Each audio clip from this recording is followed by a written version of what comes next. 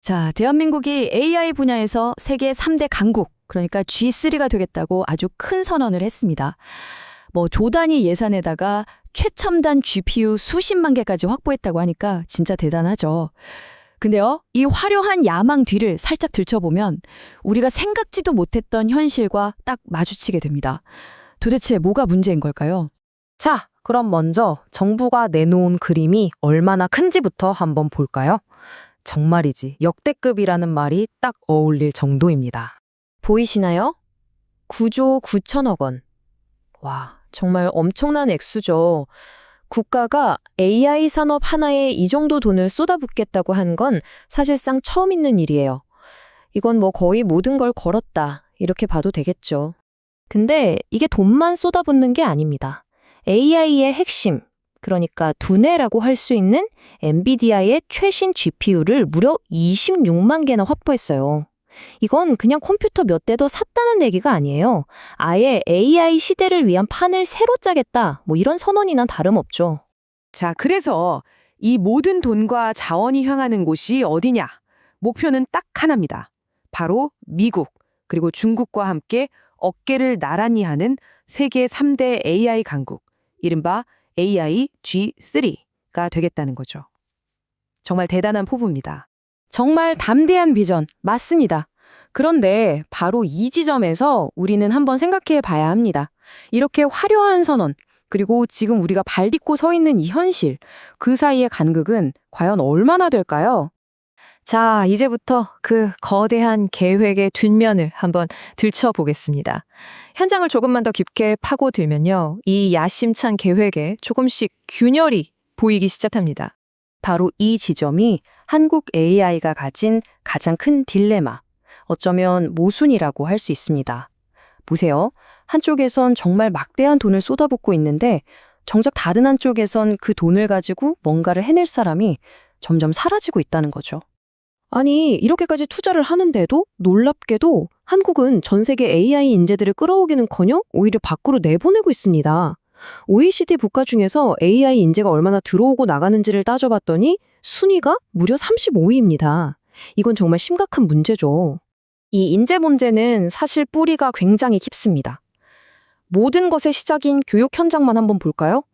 지금 이 순간에도 어떤 학생들은 최신 장비로 AI를 배우고 있는데 다른 쪽에선 장비의 30% 이상이 낡아빠진 그런 컴퓨터랑 씨름하고 있어요. 이건 뭐 출발선 자체가 다른 거 아니겠어요? 그리고 이런 불균형은요, 학교를 졸업하고 산업 현장으로 나가면 더 심해집니다. 우리가 입으로는 로봇 강국을 외치고 있는데 정작 우리나라 공장을 가보면 돌아가고 있는 로봇들의 70에서 80%가 일본산, 중국산이라는 거예요. 참 아이러니한 현실이죠.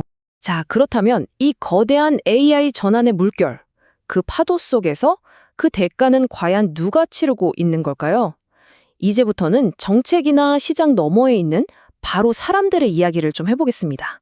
한 게임 회사 인사 담당자가 이런 말을 했어요. 이게 지금의 현실을 정말 날카롭게 보여주는데요. 고연봉을 받는 주니어 개발자가 희망퇴직 1순위다. 와, 이 한마디에 정말 많은 게 담겨 있죠. 누가 가장 먼저 이 흐름에서 밀려나고 있는지가 너무나도 명확하게 보입니다. 그리고 이건 그냥 누구 하나의 느낌이 아닙니다.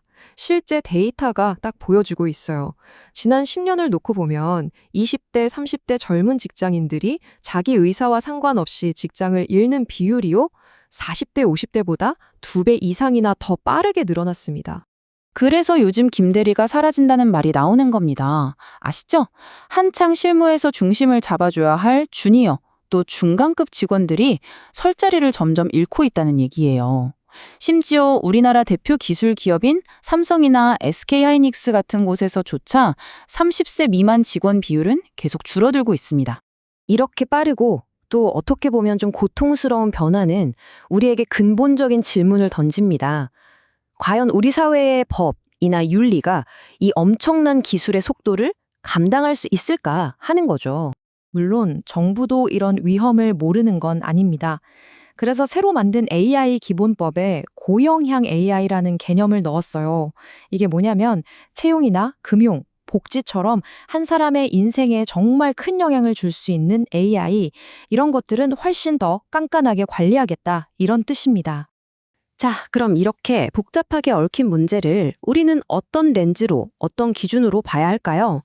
몇 가지 중요한 원칙을 가지고 지금 이 상황을 한번 점검해 볼 수 있습니다. 예를 들어, 정의의 관점에서 한번 보죠. 이 AI 전환으로 진짜 이득을 보는 사람은 누구고 소외되는 사람은 누구인가? 또 지속 가능성의 관점에서는 이 화려한 정책이 그냥 다음 선거까지만 유효한 반짝 쇼는 아닐까? 그리고 투명성의 관점에서는 정부가 좋은 얘기만 할 게 아니라 우리가 처한 진짜 어려움도 솔직하게 다 이야기하고 있는가? 이런 것들을 따져 물어야 한다는 겁니다. 결국 이 모든 이야기는 몇 가지 아주 중요한 질문으로 모아집니다. 앞으로 대한민국의 AI 미래를 결정하게 될, 그리고 저와 여러분, 우리 모두가 함께 답을 찾아야만 하는 그런 질문들이죠. 계속해서 빠져나가는 AI 인재들, 이걸 막을 구체적인 계획은 있는가? 농어촌 학교와 도시학교 사이에 이 디지털 격차는 도대체 어떻게 줄일 것인가? 혁신을 해치지 않으면서도 사람을 보호하는 그 아슬아슬한 규제의 균형점은 어디인가? 안타깝게도 아직 이런 핵심적인 질문들에 대한 속 시원한 답은 잘 보이지 않습니다. 결국 시간이 흘러서 역사가 기억하게 될 건 대한민국 AI G3 선언이라는 그 화려한 신문 헤드라인이 아닐 겁니다. 이 거대한 변화가 우리 같은 평범한 사람들의 삶에 과연 어떤 자국을 남겼는가, 진짜 성공은 바로 그걸로 평가받게 되겠죠. 그래서 우리가 마지막으로 던져야 할 질문은 바로 이것입니다. AI가 김대리의 자리를 위협하는 게 어쩔 수 없는 기술의 숙명일까요? 아니면 우리가 그렇게 하도록 내버려둔 사회적 선택의 결과일까요? 기술은 새로운 가능성을 열어줄 뿐입니다. 그 길 위에서 누구를 보호하고 누구와 함께 갈 것인지를 결정하는 건 결국 우리 모두의 몫이니까요.